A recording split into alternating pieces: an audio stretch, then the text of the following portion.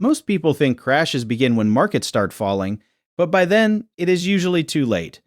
The real story begins much earlier when everything still looks strong. Money feels easy, confidence is everywhere. Asset prices keep rising, people start believing that the old rules no longer apply. That is often when the next crisis is already being built, not in fear, not in panic, but in confidence. That is the strange thing about economic cycles. The most dangerous decisions are often made during the best times. When the economy is expanding, when investors are making money, when businesses are growing, and when almost everyone believes the future will be better than the past. In this video, we are going to look at why every boom eventually breaks, why good times often create bad decisions, and why understanding cycles may be one of the most important skills in business, investing, and life. An economic cycle is not a rare accident. It is not something that only happens when politicians make mistakes, or when banks behave badly, or when one unexpected event shocks the system. Those things can matter. They can trigger a crisis or make it worse. But the deeper pattern is much older than any single crisis. Economies tend to move in waves. There are periods of expansion. When businesses invest, people spend more, jobs are easier to find, and confidence rises. Then after a while, the same forces that created the boom begin to create pressure. Debt grows, prices rise, expectations become too optimistic. Bad investments hide inside good conditions. Eventually, something changes. It might be interest rates, it might be demand, it might be a fall in asset prices, it might be a loss of confidence. And when that change happens, people suddenly realize that the boom was not as strong as it looked. This is why crashes can feel sudden, even when they were building for years. During a boom, people usually see the visible part. They see rising prices, rising profits, rising demand, and rising confidence. What they do not always see is the hidden part, the leverage, the overbuilding, the weak assumptions, the risky loans, and the belief that the good times will continue. The boom feels like proof that people were right, but sometimes it is just proof that risk has not shown up yet. One of the most important drivers of a boom is easy money. When interest rates are low, borrowing becomes cheaper. Businesses can finance new projects. Consumers can buy homes, cars, and other expensive things with less pressure. Investors can borrow more, take more risk, and search for higher returns. At first, this can be helpful. Lower rates can support growth. They can help companies expand, help people spend, and help the economy recover from a weak period. But easy money also changes behavior. When money is cheap, people become more willing to stretch. A business may build a factory that only makes sense if demand stays strong. A property developer may start more projects because financing feels available. An investor may buy assets at higher and higher prices because everyone else is making money. Individually, each decision can look reasonable. Together, they can create a fragile system. This is one of the hardest things to understand about cycles. A crisis is not always created by one obviously foolish decision. It can be created by many reasonable decisions made under the same optimistic conditions. When everyone is looking at the same rising market, they often begin to make the same assumptions. They assume demand will continue. They assume credit will stay available. They assume prices will not fall too far. They assume they can exit before everyone else. But when too many people depend on the same assumptions, the system becomes vulnerable. A boom does not break because optimism exists. Optimism is necessary. Without optimism, people would not build companies, invest capital, hire workers, or take risks. The problem is not confidence itself. The problem is confidence without memory. During good times, people slowly forget the last downturn. They forget how quickly liquidity can disappear. They forget that asset prices can fall. They forget that banks can become cautious. They forget that customers can delay spending. They forget that debt feels manageable only when income and prices keep moving in the right direction. This is why every generation seems to rediscover the same lesson. When prices rise long enough, people start believing that the rise is normal. When credit is available long enough, people start believing it will always be available. When risk stays hidden long enough, people start believing it has disappeared. But risk does not disappear. It usually transfers. It moves from the surface into balance sheets, into assumptions, into leverage, and into behavior. One area where this pattern appears again and again is real estate. Real estate is powerful because it connects so many parts of the economy. For families, a home is often the largest asset they own. For banks, mortgages and property-related lending can be a major part of their business. For local economies, real estate is tied to construction, land, materials, furniture, appliances, taxes, jobs, and confidence. So when real estate rises, the effect spreads. Homeowners feel wealthier, developers build more, banks lend more. Governments may receive more revenue. Consumers often feel more secure. A rising property market can make the whole economy feel stronger, but the same connections that make real estate powerful during a boom make it dangerous during a downturn. Real estate is usually bought with debt. That means leverage is built into the system. Leverage is not always bad. It allows people to buy homes and businesses to invest. But leverage has a simple rule. It magnifies both sides. When prices rise, leverage makes gains look bigger. When prices fall, leverage makes pressure much heavier. If property prices stop rising, the mood can change quickly.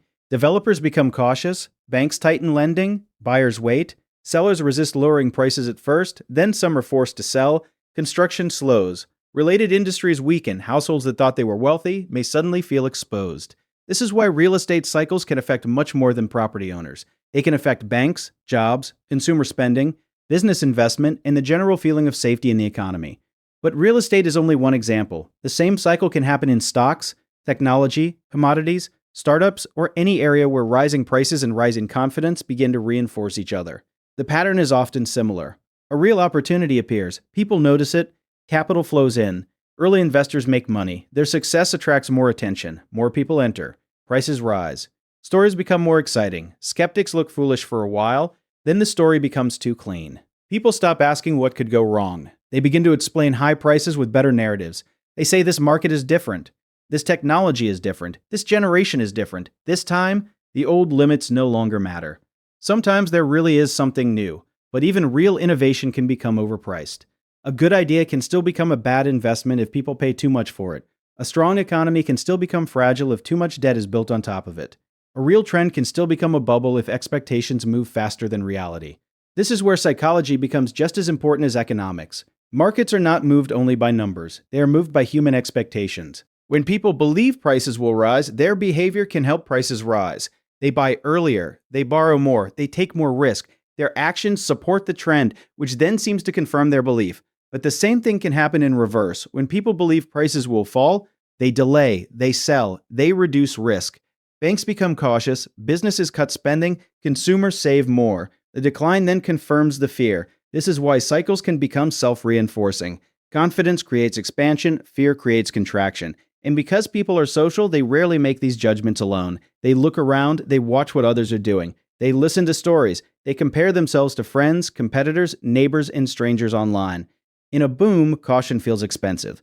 If you do not participate, you feel left behind. If everyone around you is making money, patience can feel like stupidity. If your competitor's expanding, staying conservative can feel like weakness. If prices keep going up, waiting can feel like a mistake. That emotional pressure is one reason booms go further than people expect. It is not just greed, it is fear of missing out. It is social proof. It is career risk. It is the discomfort of watching other people get rewarded for taking risks you avoided. Then, when the cycle turns, the pressure changes. Now caution feels obvious. People who are once confident become careful. The same investors who are afraid of missing gains become afraid of taking losses. The same banks that were willing to lend become worried about repayment. The same businesses that were expanding begin to cut costs.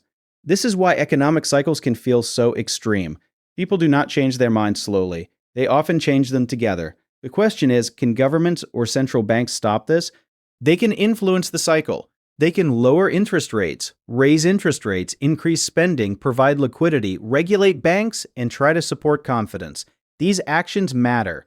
In some moments, they can prevent serious damage from becoming worse. But it is very difficult to eliminate cycles completely, because cycles do not come from one single button. They come from the interaction of credit, interest rates, asset prices, business investment, consumer behavior, inventory, debt, and human emotion. Even if policy can reduce the pain, it cannot remove the human tendency to overreact in both directions. People still become too confident when things are good. They still become too fearful when things are bad. They still build stories around recent experience. They still forget that conditions change. This is why the goal for ordinary people should not be to perfectly predict every turning point. That is almost impossible. The better goal is to understand where risk tends to hide. Risk hides when everyone agrees. Risk hides when borrowing feels easy. Risk hides when people confuse rising prices with wisdom. Risk hides when the future has to be perfect for today's decision to make sense. And risk especially hides when people say, "This time is different," without asking what would happen if it is not. Understanding cycles does not mean becoming negative. It does not mean predicting disaster every year. It does not mean refusing to invest, refusing to build, or refusing to take risks.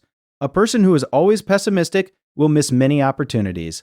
But a person who is always optimistic will eventually be surprised by reality.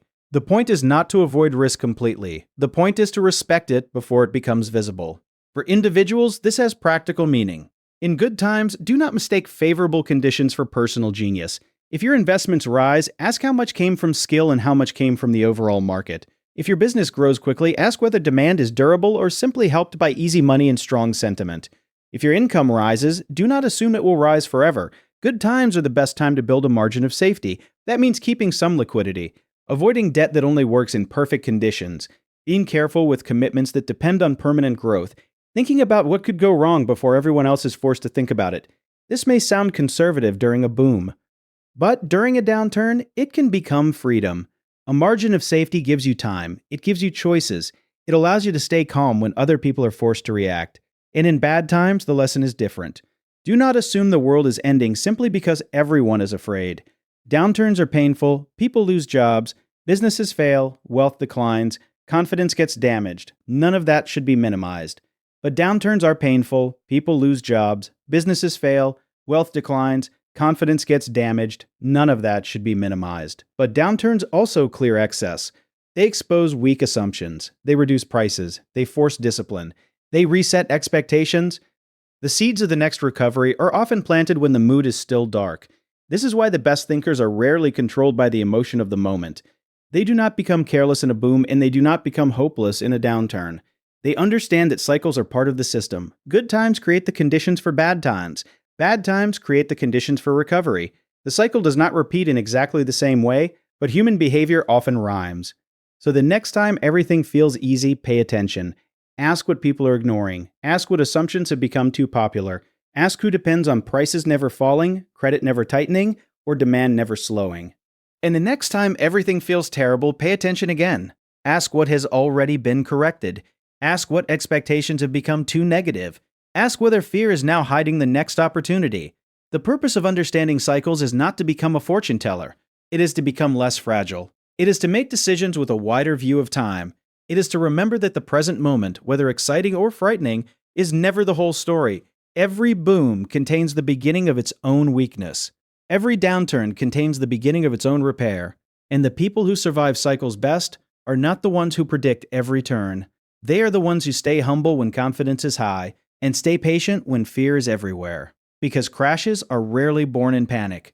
More often, they are born in comfort. They begin when risk becomes invisible, when success feels permanent, and when people forget that the cycle always returns.